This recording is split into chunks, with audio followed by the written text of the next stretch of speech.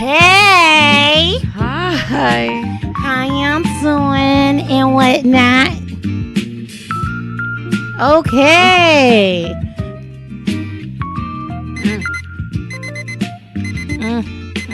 Oh, Lord. Am I here by myself today? This is going to be super.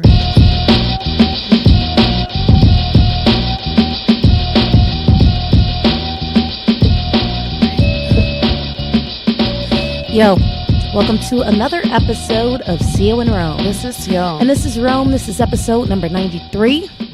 Before we get started, just want to say, still the best podcast of 2019. Undisputed. And if you want to dispute it, shoot us an email at coinrome@gmail.com. Usually we'll talk about merch here, but we're still working on that. Yeah, there's no merch as of right now. All right, great. So for those of you who have gotten merch in the past, I guess you can consider those collector's items. Okay, limited edition, no longer in stock. Okay. All right, you're welcome. Happy Father's Day to all the fathers. Yes, happy Father's Day to all the fathers. I know that people get mad too when we say, and to all the mothers out there that are fathers as well, because they feel like we're taking their shine. But that's real life. That's real life. We definitely got mothers out here being fathers. So happy Father's Day to anybody playing a father role. That is all. No comment. Anyway, no, I will comment. If you've played a role of a mother and a father, salutes to you. I just feel like that's a super mom. Yeah. I feel like if you are going above and beyond the standard duties of what motherhood is and you're picking up the slack from someone else, then that means you super mom. And you should get a little something extra on Mother's Day. You mean Father's Day? No. Oh, okay. So don't take the day from the fathers, but just get something extra on Mother's Day. That's what you're saying. That's what I think. Okay. But I think whatever works for everyone in their individual family, I respect it. Do you want the Father's Day shine? Nah, I'm just saying that a lot of people do. Listen, no, I agree with you. I was just curious. Yeah, no. Like, I just feel like it's a very real thing. Like, moms go above and good moms go above and beyond the normal day-to-day of raising your children. So I think that, like you stated, that is a super mom. Anyone who is a mom should be able to do that. For sure. I just want to take this moment to give a big shout out to my dad. I know on Mother's Day, we were like, dear mom. And, you know, I don't think I'm going to get into that this episode. And the for reason Father's probably Day. that she's not going to get into that is because I don't have any father stories. I'm a fatherless child. I cannot stand you. Just saying. Let's speak facts. Okay. Well, this is awkward, but I'm just going to say that if you are a real father, you know, it's being a parent never ends. Yeah. All right. I'm going to tell you guys a personal story. I've been dealing with something. I won't have one of those. I've been dealing with something a little difficult lately that's been really stressful. I don't want to start this episode crying, but I'm so emotional. I think it's PMS. I hope it's PMS. I hate this. You just spent an hour on your makeup. Do not do that. I was on the phone crying with my dad last night. Why? And my brother. You know, just kind of talking to them about what I'm going through with my life.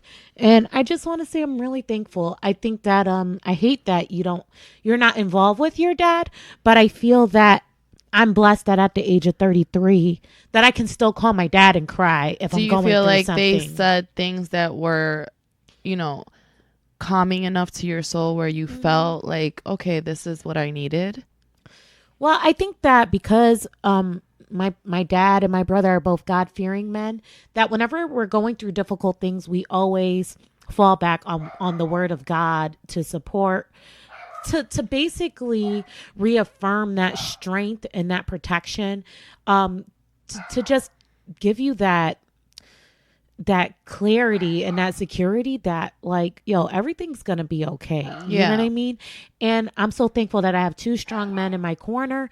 I think being a single woman, I don't really get the benefit of feeling like I have someone that is my protector. Yes. That's my provider. That's my security blanket. And I just feel extremely blessed that when I have those moments, I can call them and they're there for me, you know? And I'm just really thankful for that. And, you know, my dad is in his 50s, you know.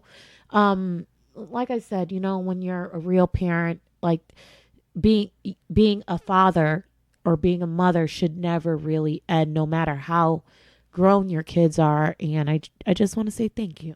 Yeah, I hope that I have that relationship with my child as he gets older, from what you're just stating, that if he ever comes across a situation where he's like, yo, I really just need to vent to my mom, no matter how old he is, that he can just call me and feel that feeling that you're speaking of right now. Absolutely. Yeah.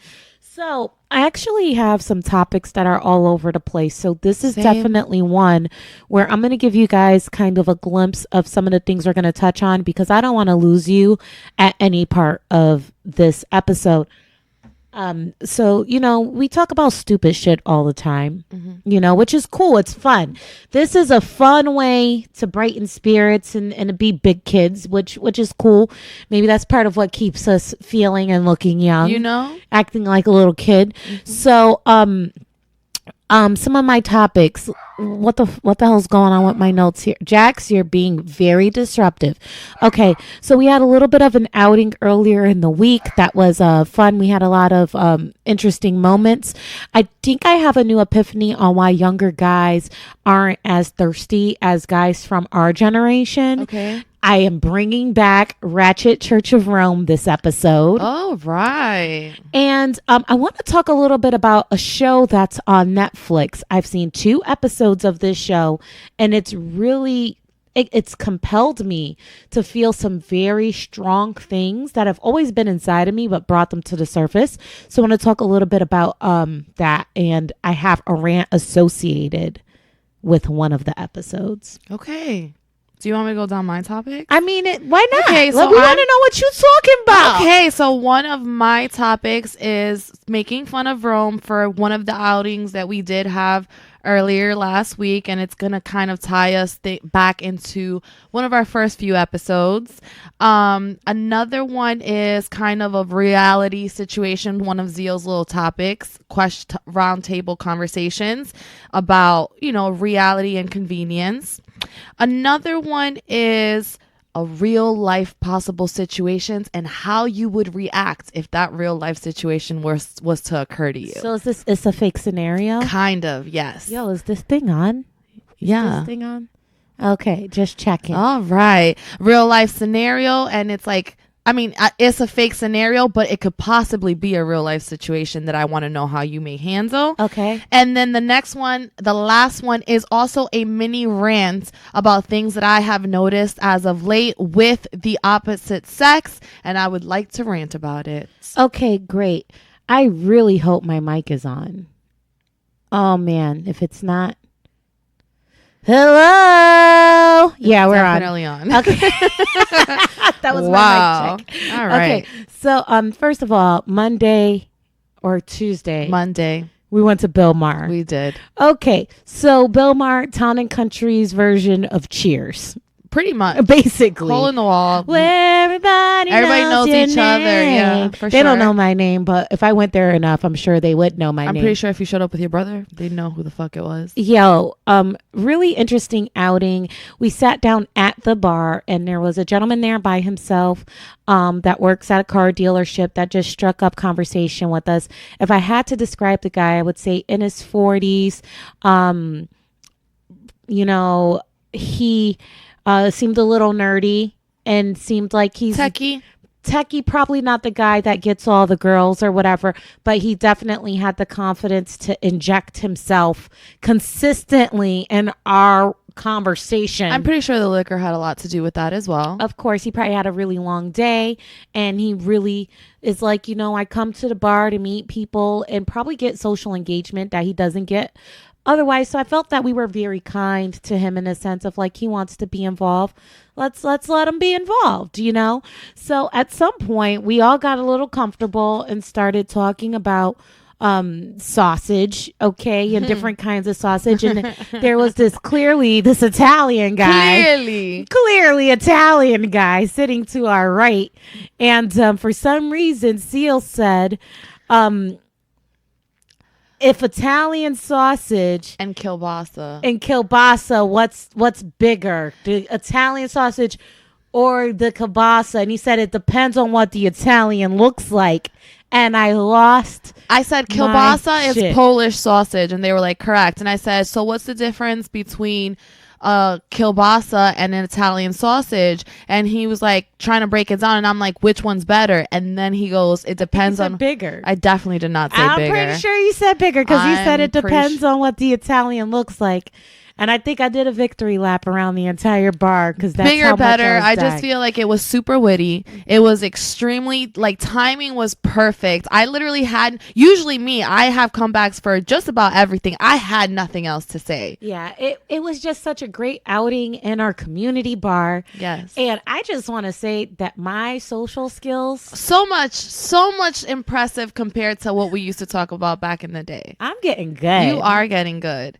You are getting good. I'm getting good at talking to strangers. Yes. You know what? What if I'm antisocial because I grew up with the whole stranger danger That's very mentality? possible. Like, don't talk to strangers. Like, I was raised not to talk to strangers, and maybe that just carried with me through adulthood. Like, possibly. You're a fucking stranger, and I don't want to fucking talk to you.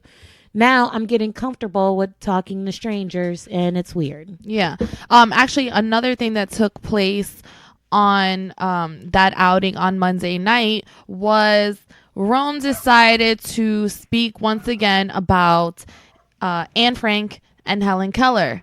And this time, the confusion took a whole nother turn in itself that is genuinely concerning to me, and I don't know what to think of it anymore, because no longer were they Anne Frank and Helen Keller, but rather Helen Frank and Anne Keller. So I really don't know what to do to make my friend understand the differences between these things, but I think I give up. I think you should give up. I think I do, actually. I think that what I need to do is really sit down and watch a documentary about I love Helen Keller these documentaries. ladies. And I think that as I watch and I learn and relate to them in some way, it'll become very distinctive, the difference between the two. Right. There was someone with us that says she also confuses the two of them. Yeah, but that's still, I don't care what anybody says. That's not normal. But when Mr. Toyota guy, you know, was in on the conversation, he was very judgmental. He was like, how can you confuse Anne Frank and Helen Keller? He was talking about which one? Anne Frank, like she was his hero. Maybe she was. And I was like, wow, I need to get my shit together. Yeah, I was looking at him like, yes, thank you. I thought you were annoying for 2.5 seconds, but now that you're agreeing with me, yeah, come in, join this conversation. You can be my friend. Anything else from that night you want to go over? No. All right, great. So then we're just going to go ahead and move on. So younger guys being sexless, being less thirsty. Right. All that stuff. First of all, let me just say this. I met a younger guy recently. Very attractive guy. Mm-hmm. I mean, very attractive. I really don't know if that's going to go somewhere, where it's going to go, whatever the case was. But one of the things he shared with me is how long it's been since he's been intimate with a woman. And it was a very extended period of time. And while my jaw was dropping, like, I can't believe this, right? I just had a vision. It brings me back to our other podcast friend in New York, who's in his 20s, not much younger than us. Yes. That told me the last time he had sex was when Obama was elected. Yes. Which is a long time ago. Yeah. And I've been reading in the news about how millennials are becoming sexless and this and that. And I really don't know what it is. But as I talk to these guys, one of the things that they say is that, you know, I just can't allow a woman to distract me from my goals. And I think we did kind of touch on how they may look at us women like we can just totally fuck their lives up, which we can't. We can't. Yeah, but I mean, pussy's powerful, and I hate that word, so whatever. Younger guys are less thirsty because they may be more mature, meaning that their priorities are in the forefronts of their mind. And when you say more mature, you may mean more mature than our generation was at that age. Yes. I feel like they're thinking about their goals. They're thinking about entrepreneurship. They're thinking about setting themselves up for not having to work harder as they get older. How can I own a home before I turn 30? I want to do that before I have kids. Maybe social media is bringing a lot of these goals and developing new standards on what we want to accomplish before 30. Whereas our generation was like, yo, the 20s are where we just say, have fun. YOLO. Yeah, exactly. Like we're actually out here doing all types of things. But also because I think that our parents were stricter on us growing up than these millennial parents are being on them. So they had freedom a lot earlier on, where us in our 20s, that was our freedom. Yes. And then another thing that I noted is that their parents probably raised them not to be dogs, because a lot of millennials today, their parents are still considerably young. And if their parents aren't young, their parents are comfortable with being the cool parent that's going to talk to you about everything. Correct. I feel like back when we were coming up, you didn't have certain conversations with your kids and you dressed your age, taboo. you acted your age. These days, like we were talking about, we're talking about the parents that are dropping off their kid at school on the motorcycle. Correct. Or are, you know, sharing clothes, or that's this generation is a little bit differently. We're having interesting one-on-one conversations and we're saying, son, don't be treating women like this, that, and the third. And be careful with these bitches because this rape culture shit is out of control. Correct. And all it's going to take is you fucking with the wrong bitch and you're going to end up in jail and you're going to end up in this. And think about that. You're raising your son, warning him not to get caught up with that shit. I would think as a young man enters adulthood, he's like, I got to stay away from these bitches. What do you think about that? I do think that I agree with that latter part of the statement, especially because that is a real fear when you're seeing it so continuously out here, this whole consent thing. And honestly, I also believe it has a lot to do with not only just consent, but sex is so not looked at in the same way that we looked at it growing up. I think that these kids nowadays, they're not really kids, they're young adults. I think they look at it as like, oh, you know, sex is sex. And if I have it, I have it. If I don't, it's not a big deal. Where we were growing up, it was like, yo, sex is that shit, is the thing to do.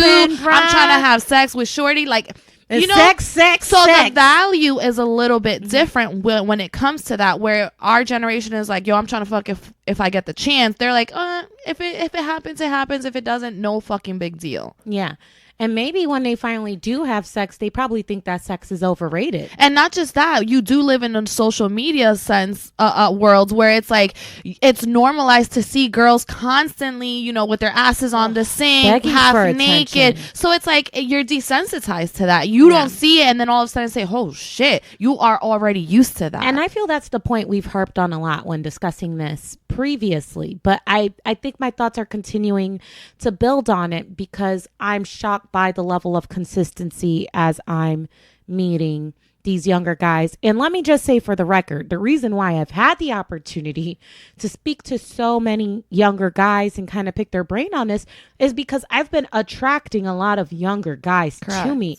And I was actually talking to a friend of mine, and he said he was just making a joke. He was like, I'm trying to find me a cougar tonight. I was like, oh, okay. Is that the thing? And when I got to talk to him, I was like, is that really a thing amongst your generation? He was like, it definitely is. But like, did he explain as to the why? I couldn't get into it with him because we were sitting with other people, but he said it's definitely a thing amongst his peers where young men are truly enjoying the company of an older woman. But you know who I think we have to thank for this? I think we have the Gary Vaynerchuks and the Ty Lopez's to think about this, right? To think about this because they're just like these educational forces that are like, yo, you want to be wealthy? Yo, you want to be this, you want to be that, you need to be an entrepreneur, you need to get on your game, you need to research, you need to study, you need to this, you needed that. And I think what happens is that this speaks to their appetite of wanting to be successful, wanting to be independent, wanting to be the future, right? The future that's not like you need to get a fucking job and have a 401k, but like, yo, I can have whatever it is that I want.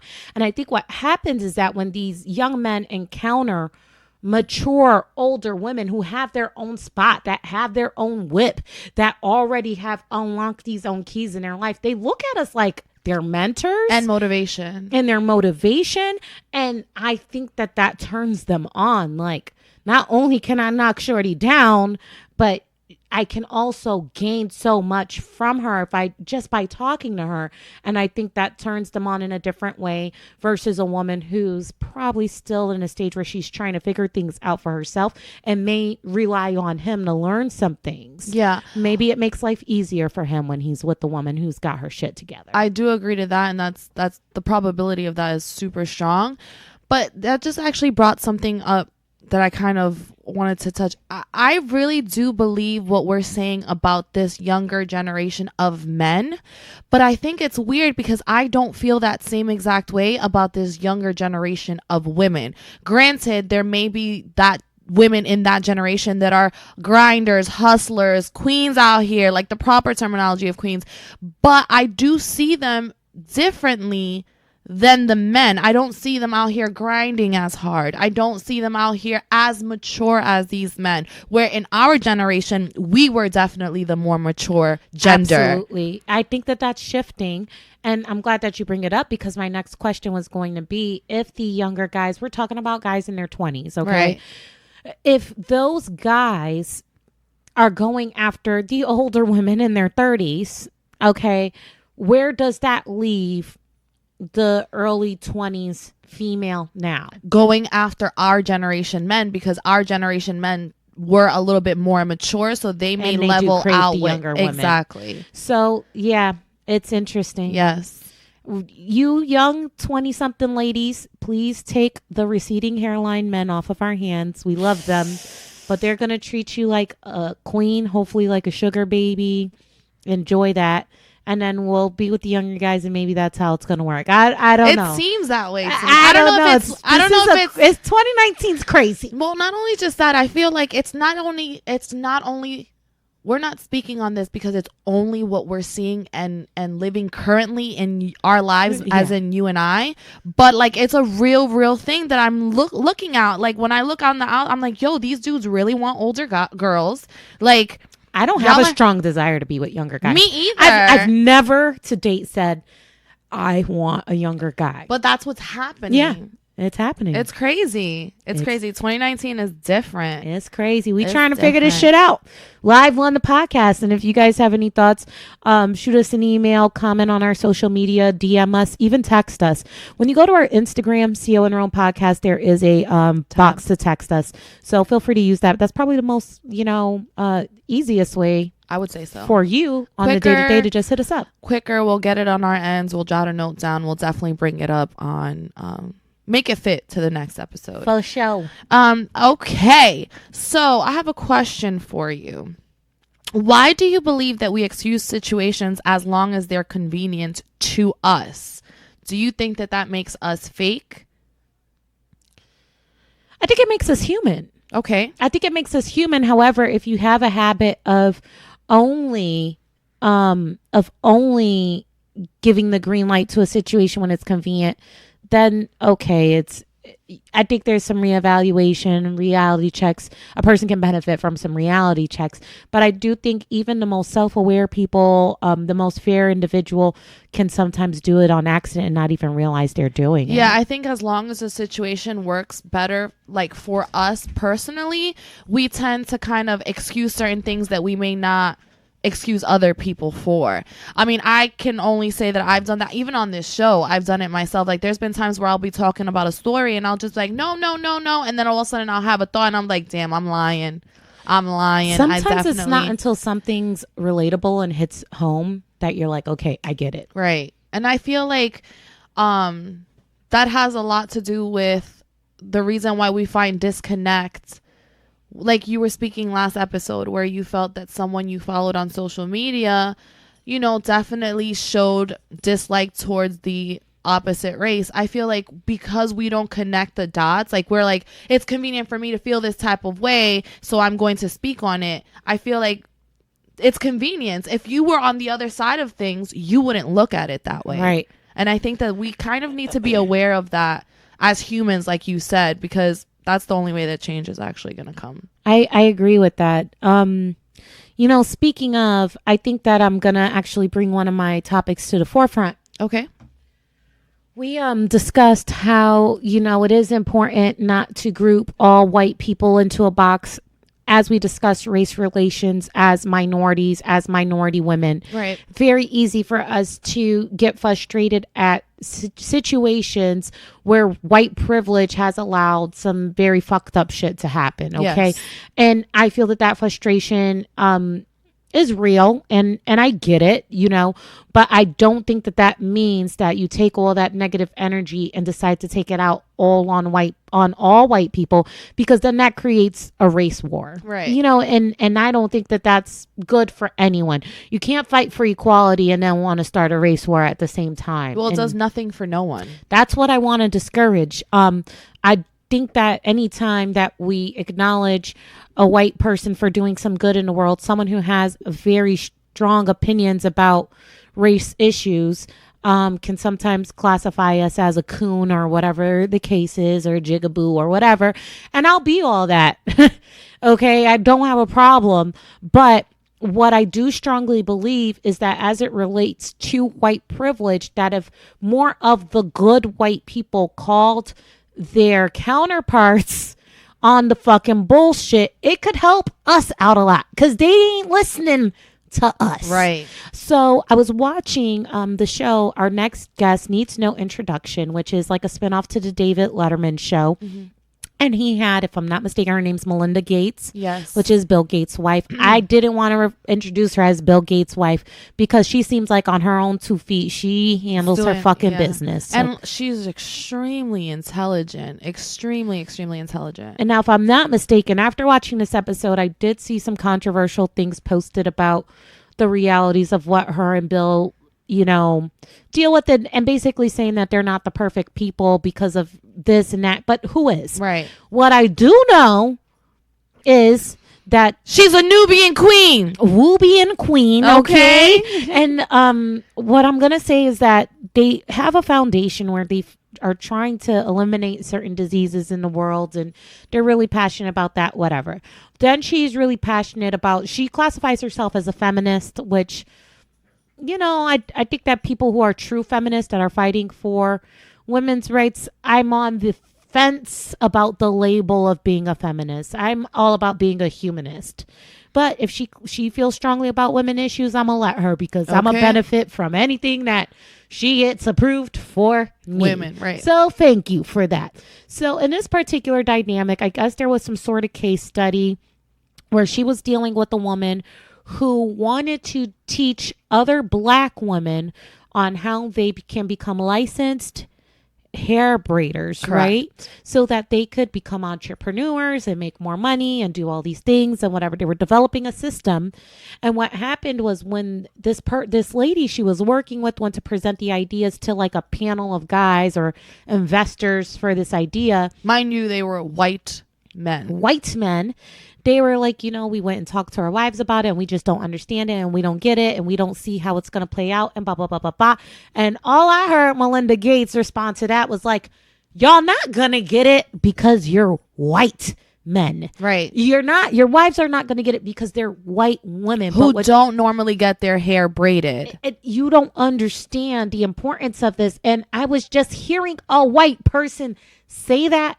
And to hear that she responded to white men in that manner, I'm like, this is exactly what we need. What the fuck I'm talking about. Right. It doesn't take, like, a blind person could see right. that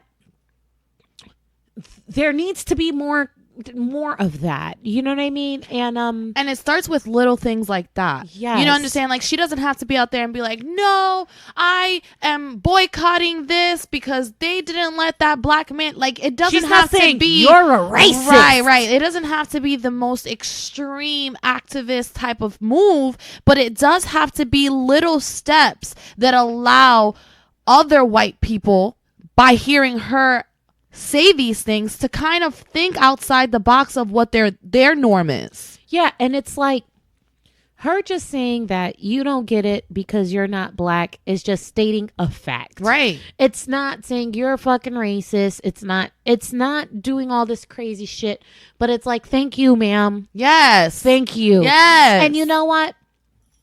I don't like companies that are trying to act like they're down for us and they're really not.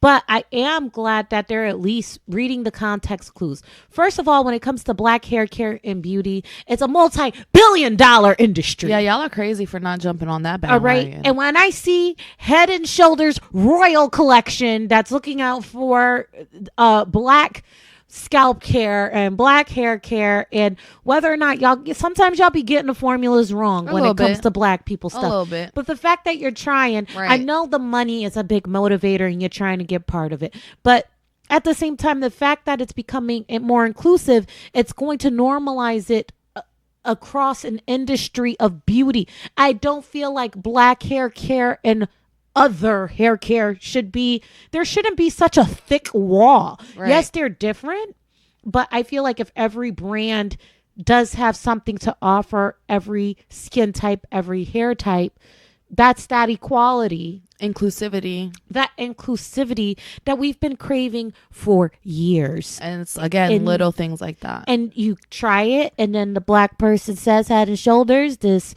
shampoo is trash as fuck, and then they go back to their scientists and they go and they retest it, and they continue to try to get it right again. Regardless of what motivated that, we need more of that. And I feel that it took for a black person to say something to a white person, and then a white person said, hey, other white person, we should try it. Yeah, and that's also understanding the differences because our hairs are different, right? So like where you would put like a lot of shampoos and conditioners nowadays have like the whole moisture thing, which I think leans towards minorities, because you add moisture to a white person's hair, it's just gonna look oily as fuck. Right. But with natural curly hair, you need that moisture. Yeah. And I think that they're looking at it differently. And I feel as it relates to the black hair care, the dynamic of having these salons or whatever it was they were trying to get off the ground, doing hair for our culture, like for black people, I'm going to put it to you like this. My mom went to school for cosmetology,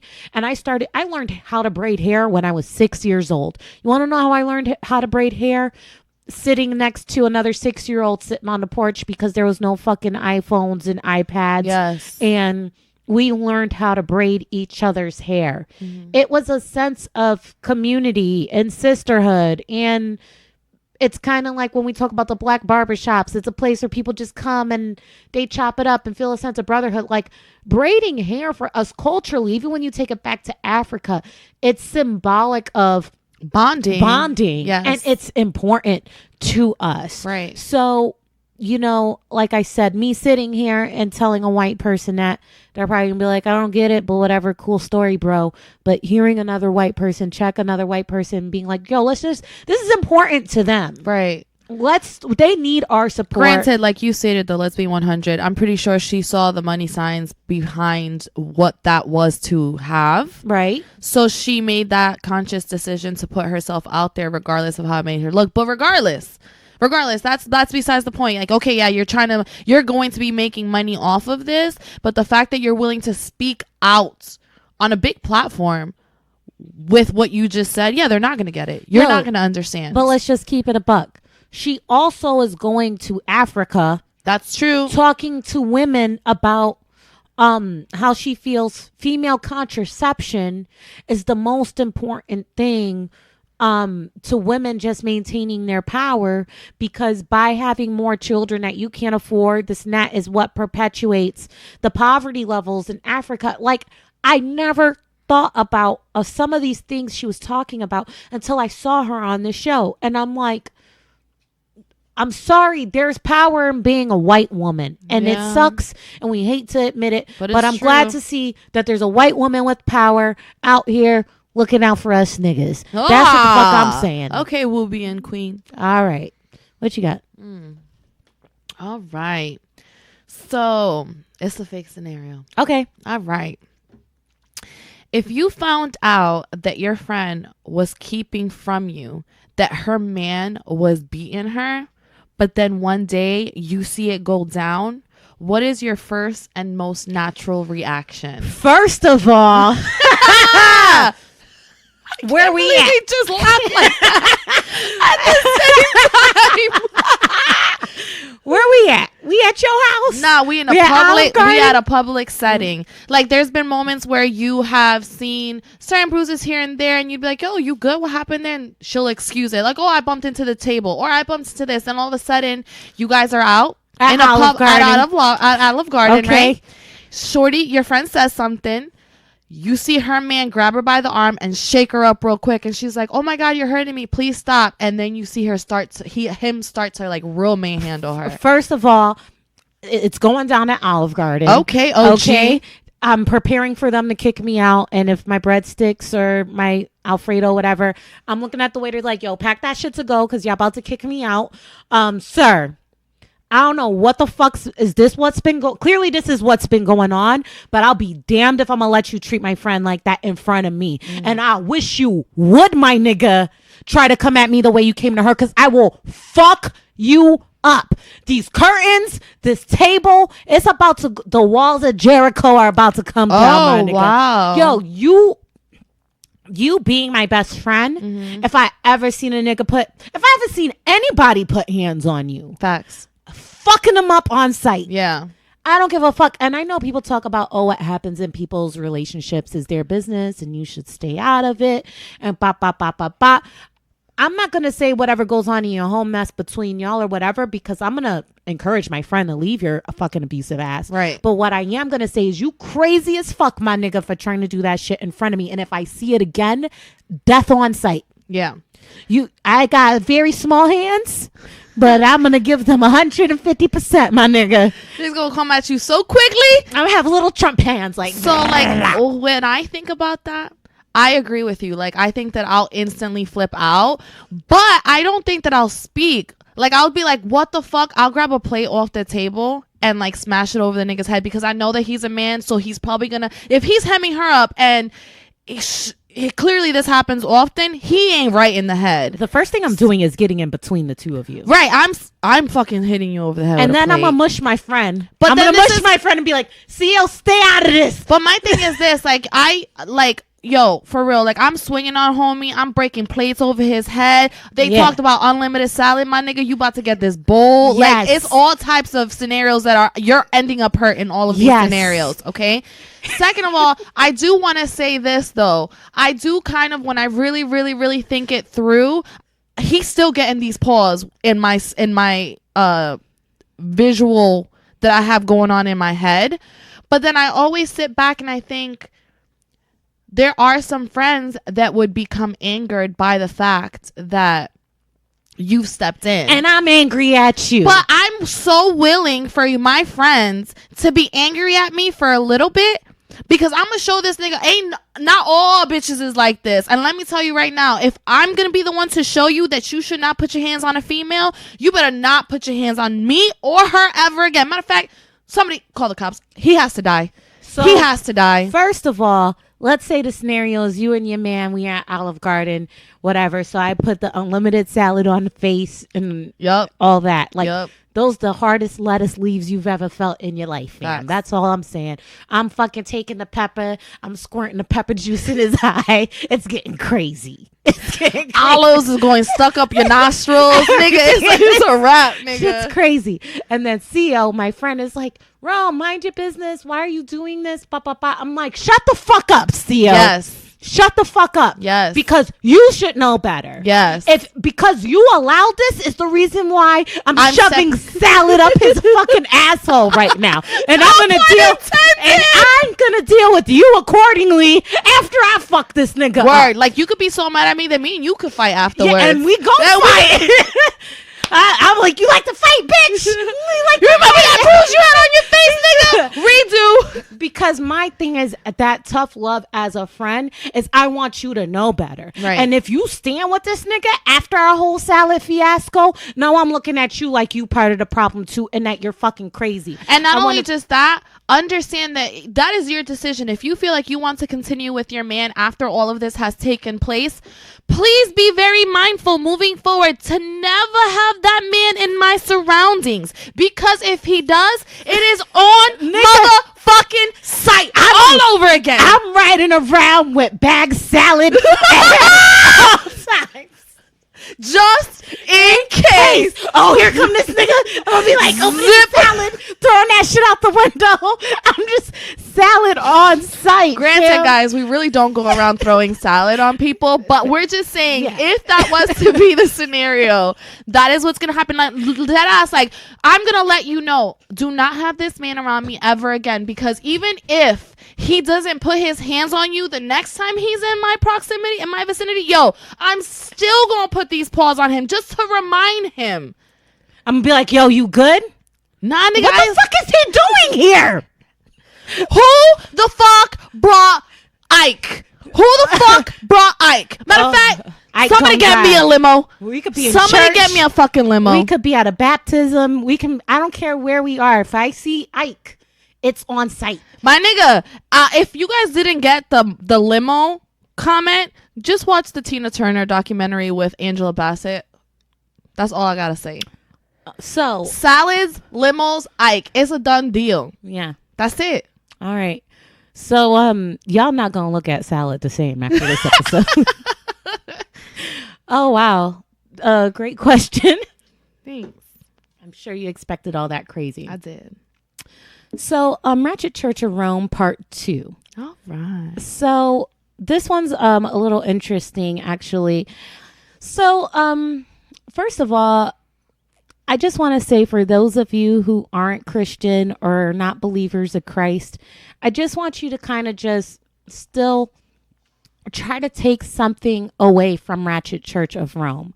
Okay? Because to me, there's wisdom behind the words, even if you don't follow the word. Yeah. And while I would love for you to listen to Ratchet Church of Rome one day and be like, you know what?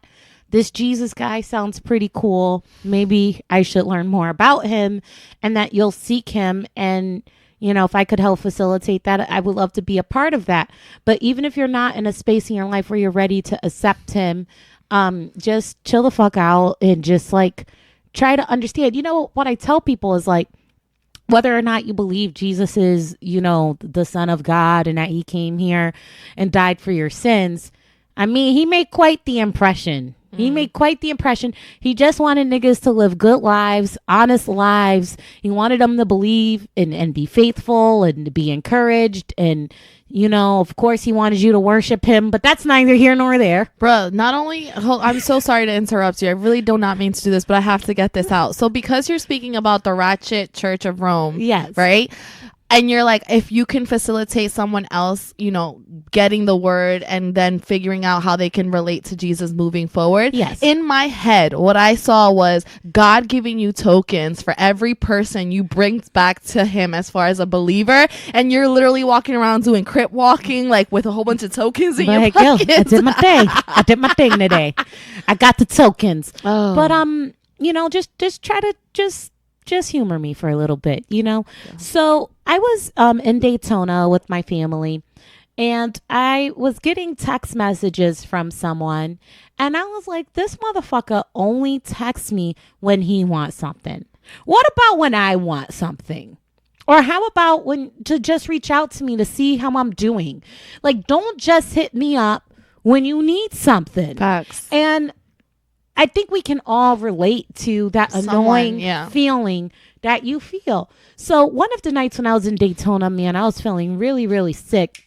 And, man, to the point where I just didn't know what else to do but to pray.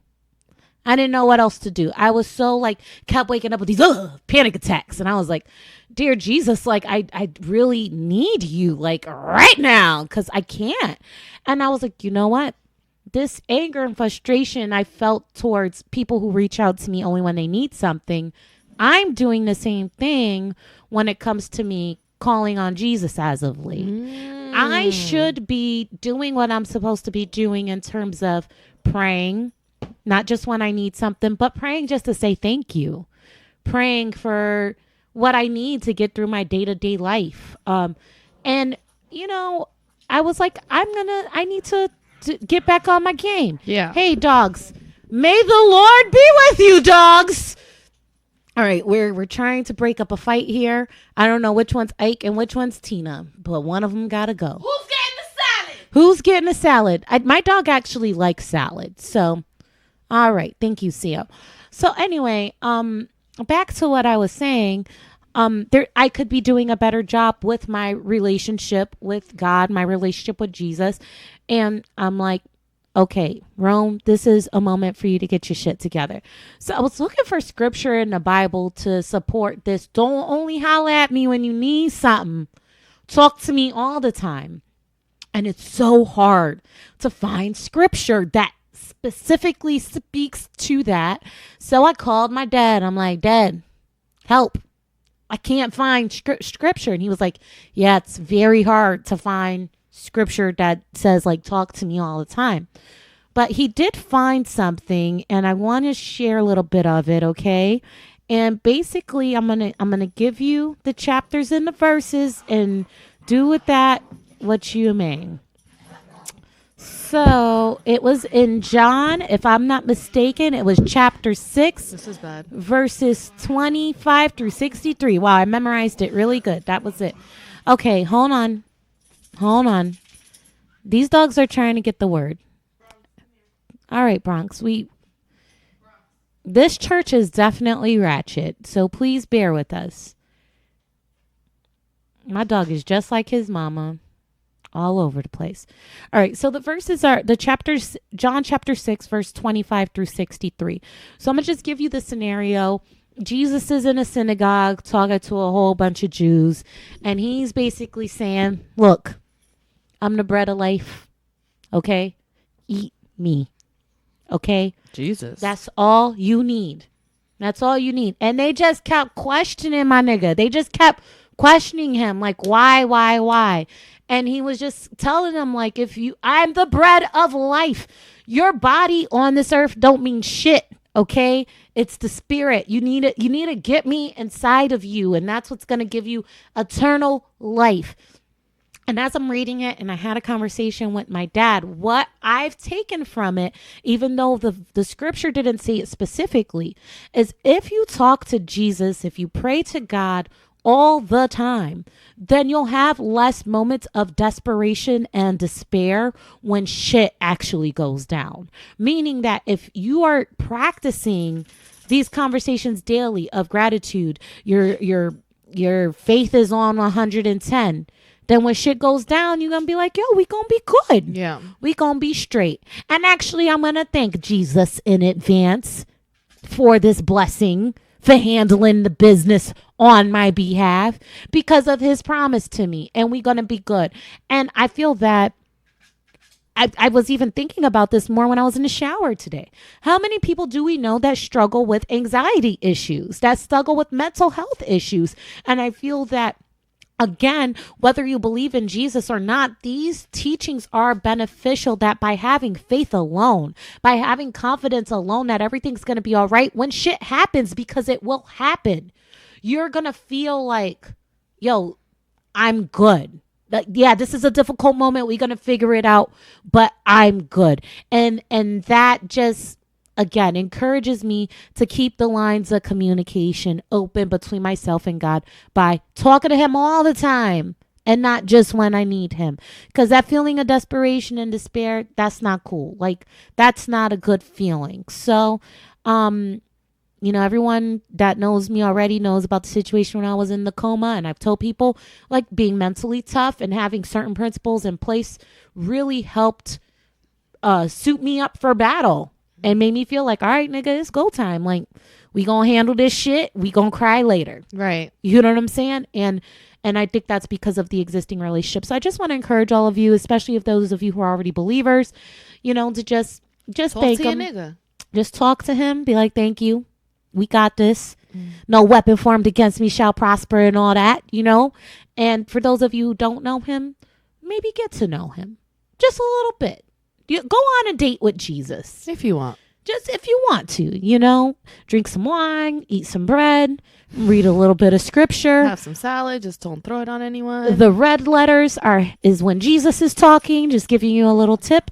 And, who knows? It may deliver you from something you're going through in your life. And if you ever have any questions, I'm not an expert, but I got a squad of niggas that know what the fuck they talking about when it comes to this Jesus stuff. Hit me up. And her squad of niggas are not the disciples. Just saying, in case anybody was wondering. And they might be new ones. Who knows? New age disciples. No, we don't like that word, new age, but we whatever. All right. You have more scriptures you want to interpret into the Rome? No, Church? I'm sure that there's more scripture, but since it's such a long range of 25 through 63, again, John chapter 6, verses 25 through 63, again, it just reiterates, like, yo, just talk to me, like, take me in, and you're gonna be good, my nigga. That's all Jesus is trying to say. They wasn't hearing it then. But again, maybe you can hear it now. Yeah, when shit goes down, you'll be calling on the Lord. I'm just saying, call on him and talk to him all the time. He is your friend. That's all I'm saying. All right. So I will close out my notes with a small rant that I want to go ahead and get off my chest. Okay. All right. So something that I've been seeing as of late that I really want to discuss, and this kind of from what I've seen, I'm not saying that this is all the time, but from what I have seen is men from our generation, men our age and older. And something that I've seen as of late is overly aggressive grown ass men. Guys, stop. If shorty doesn't seem to be paying your advances any mind, let her be. Some of y'all just don't know how to take a hint and fall back. I've seen videos on social media as of, like, I want to say a couple days ago, I seen a video where this shorty was walking out of a club or a store. I'm not even, it's not even a club. It was a store. It was midday. He followed her from the store all the way to her car, to the point where she was like having to take out her phone and record him because he would not stop following her. And he was like, she's like, my answer is now, no, you followed me all the way from the convenience store.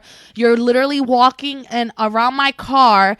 She went to go pop the door to her car. He was about to get in the passenger side, and like, then he got mad because she was recording him and was telling her, the reason why I'm following you is so that you can delete that. She had to walk up to a house that was nearby to tell the people that were sitting on the porch to call 911 because he wouldn't leave her alone. And he starts telling them that it's because she's recording him. Yo, stop. If you wasn't fucking with her, she wouldn't have anything to record. Stop. Exactly. If you weren't in her space, she would not feel... Do you understand how threatened you would be to feel like your phone recording someone's face is the only security that you have? Today, when I was dropping off my son, I'm driving back, and literally there's some guys in a Chrysler next to me. They see me, they roll down their windows, they're trying to like wave me, asking me to like pull over, and I'm like, what the hell? So I switch lanes to continue. They switch lanes to be on the other side of the other, so they can still be, neck and neck with my car. I see that we're having to get off on the same exit, and I'm like, fuck, here we go. There's a fucking red light. I wonder how these guys are going to act.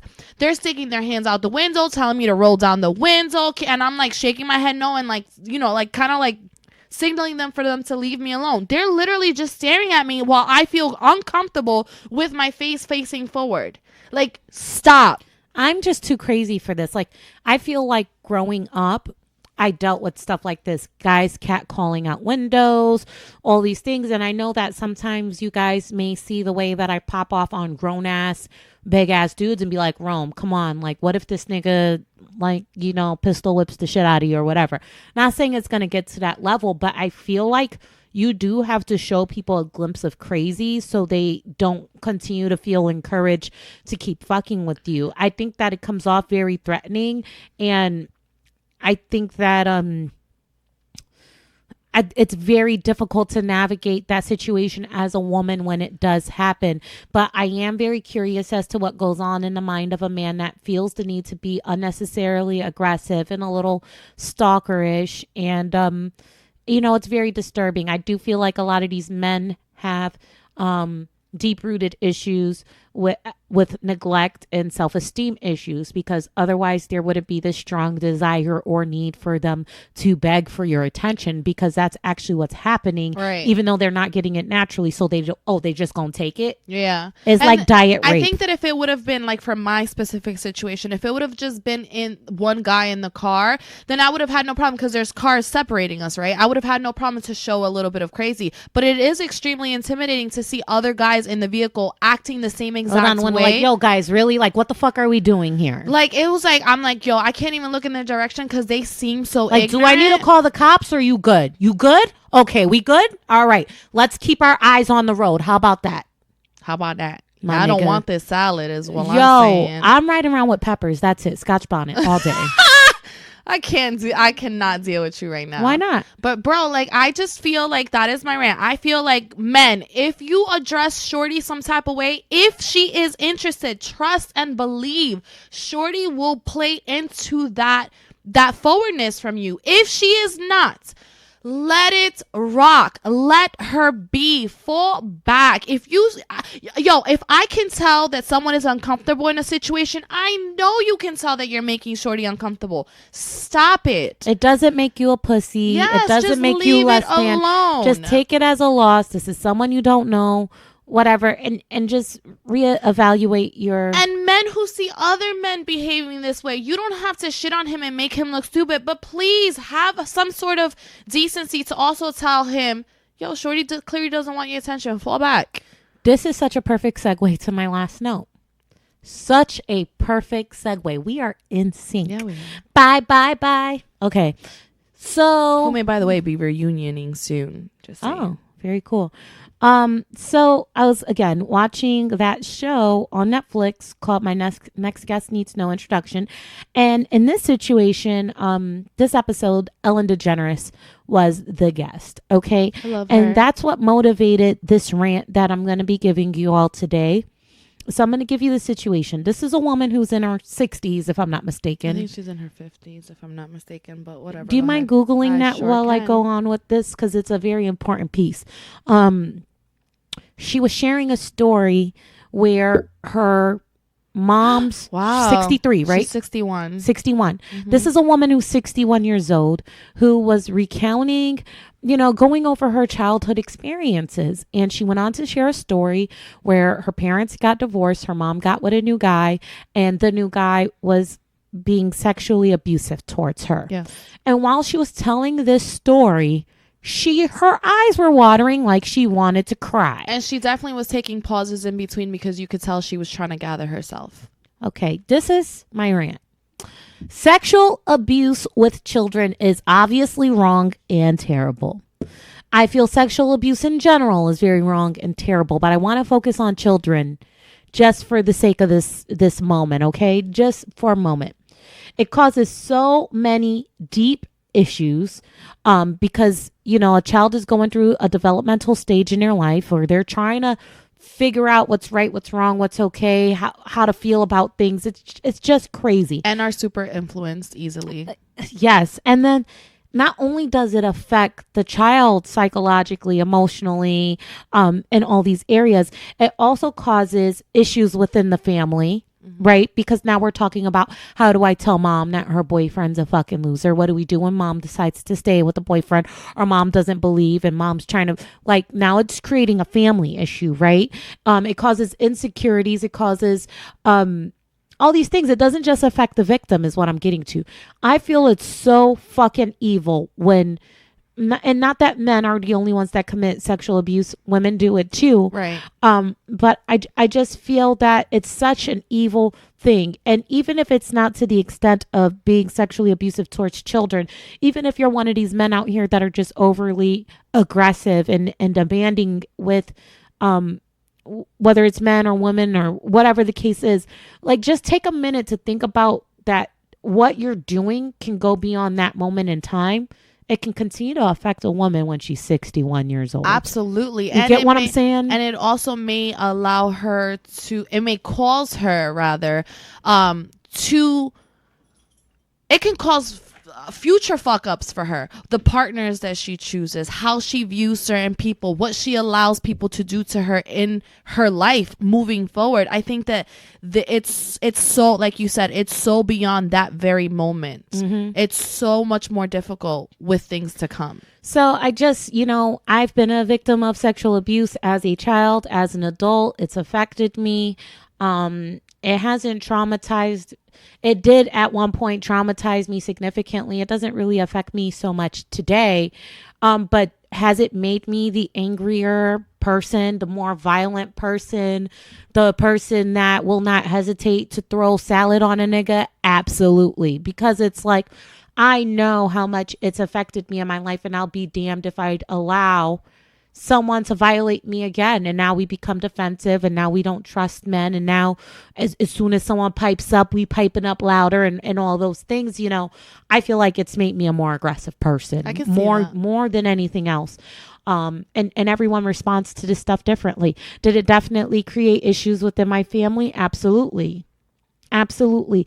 I just want to speak out to anyone who may not, hasn't taken a deep look at themselves and what they're doing as it relates to their relationships with other people, because we don't know who listens to this podcast. You know what I mean? I would hope that we don't have any sexual offenders or sexually abusive people or sexually aggressive people listening to the show. And as much as I would love every single person who loves to that listens to the show to be a good, clean, moral citizen who's about that life, we might be speaking to someone out there who has room for improvement in that area, or may have someone close to them that's fucking up, and we want to recruit you to let that nigga know, like, this isn't cool. Or if you want us to throw salad on him, we can definitely do that. Well. Yes, absolutely. So I want to spread awareness. I want us to think of ways we can protect our children, and encourage our children to be our friends and to talk to us if something's not right. And I just want to remind you guys and gals that there are very bad people out there, and not to trust everyone around your children. And if there's some gray area shit happening with your kids, just kind of keep your eyes peeled, because, again, sexual abuse goes beyond just the moment. Yeah. It can affect you for a lifetime. And not only just that, as a good parent, you are aware of when something is not, like, correct or going, like, when something is wrong with your child. I think as a good parent, I can look excuse me, guys. I can look at my child and know when something is genuinely wrong with him.